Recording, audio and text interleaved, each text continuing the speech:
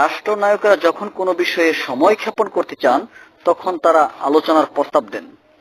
যেহেতু Donald Trump white হাউসে ফিরে আসার সুবাদে যুক্তরাষ্ট্র তুরস্ক সম্পর্ক একটি থমকে যাওয়া অবস্থায় পৌঁছেছে, সেহেতু হেনরি কিসিঞ্জারের বক্তব্যের সঙ্গে সম্পর্কিত একটি প্রশ্ন উঠছে, তা হলো ট্রাম্প কি তাহলে এরদোয়ানের সঙ্গে কূটনৈতিক সম্পর্ক শুরুর প্রস্তাব দেবেন?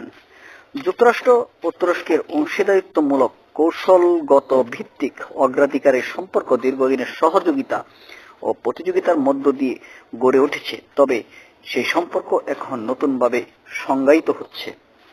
ব্রিক্স জোটে যোগ দেওয়া সহ বিভিন্ন মাধ্যমে তুরস্কের ভূ রাজনৈতিক অবস্থান আরও শক্তিশালী হলে ট্রাম্প প্রশাসনের জন্য নতুন কূটনৈতিক পথ তৈরি হতে পারে।